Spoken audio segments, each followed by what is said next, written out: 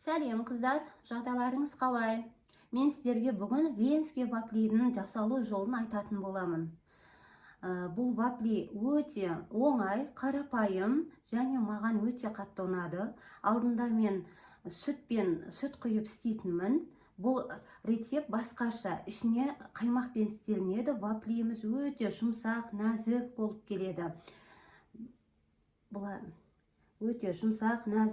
келеді. Сіздер де істеп көріңіздер. Видеоның соңына дейін қарамастан бұрын маған лайк басып, комментарий жазып, және маған міндетті түрде менің арнама тіркеліп кетіңіз. Венский вафлиге алдымен бізге осындай таза тостақ және мен жұмыртқаны, масалқыны осындай миксердің көмегімен айналдырып аламын. Болмаса сіздер шанышқымен істесеңіздер де болады. Алдымен біз ыдысымызға 3 дана жұмыртқаны салатын боламыз.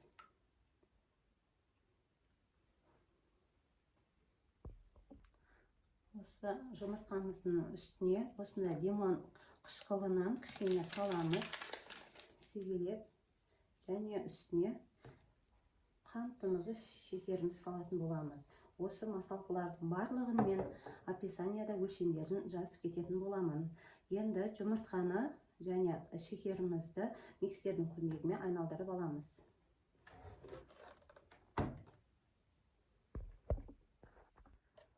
Жұмыртқа мен шекерді араластырып миксермен, яғни шекеріміз жұмыртқаның ішінде еріп кетіп, аппақ болып ағарғанша айналдырамыз.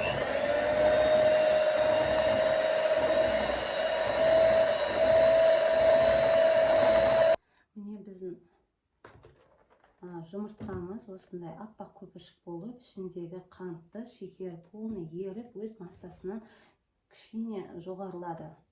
Енді осының үстіне ертілген сары майымызды құятын боламыз. Осы екеуін миксерлейміз.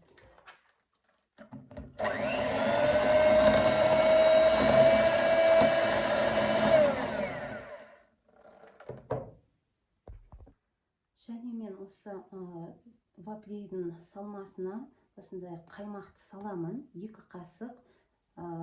Бұл өте сол вафлиіміз жүп жұмсақ болып шығады. Сіздер қаймақ салсаңыздар да, йогурт салсаңыздар да болады. Енді ұнымызды саламыз. Ұнымыз міндетті түрде електен өткізілген болуы керек. Сол кезде біздің қамырымыз, яғни коржымыз әдемі болып шығады. Арасы пісіп, бұл електен өткізілген ұнға қышты қосып, осы ұнның ішінде араластырамыз. Және осы ұнымызды енді масалқымызға бөліп саламыз. Ұнымыздың барлығын бірге салуға болмайды. Осылай 2 бөліп, 3 бөліп салып, миксермен араластырып отырамыз. Барлығын бірден салсаңыздар, сіздердің ұндарыңыз толық араласпай жабысып қалуы мүмкін. Ұнымызды салғаннан кейін кішкене миксеріміздің ұшымен, яғни кішкене смесінің ішінде араластырып алыңыздар. Бірде миксерді қоссаңыздар, ұндарыңыз жан-жаққа шашырап кетеді. Сондықтан кішкене ішінен араластырып бар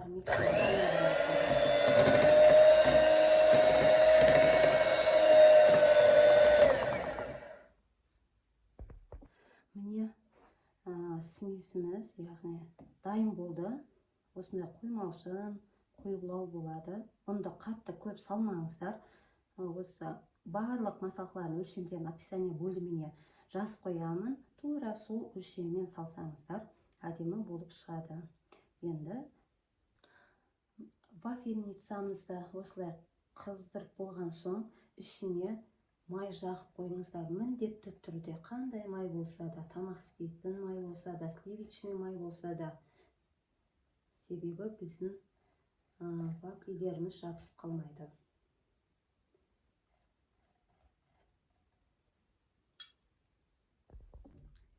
Енді вафельницамызға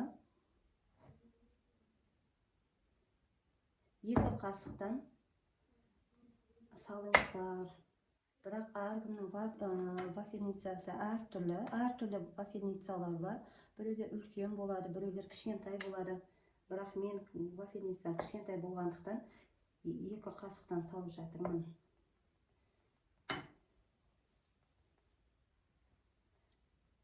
Осы салып болған соң, мені вафельницам 5 минутта, 7 минутта пісіп шығады. Бірақ сіздердікі көресіздер, беті қызарып, сарғайып қызарғаннан соң уже пісті деген сөз. Ала берсеңіздер болады. Мені вафлиім пісті. Менде 6 минутта пісті. Сіздер өз вафельницаларыңызға уақытына қарайсыздар. Қызарып пісті. Енді осыны аламыз. Осылай вафельницамыздың бетінен кішкене бу шыққан кезде уже вафлиіміз дайын деген сөз. Осылай қызыл болып вафлиім пісті. Енді осыны аламын. Міне венский вафлиім дайын. Және бетіне өз қалауларыңызша жеміс-жидектерді қоюларыңызға болады. Мен осылай жемістерді. Мен осылай вафлидің бетіне құлтынай қойдым. Осылай әсемдедім. Сіздер өз қалауларыңызша басқа жемістерді қоюға да болады. Болмаса шоколад қоюға да болады. Істеп көріңіздер, астарыңыз дәмді болсын.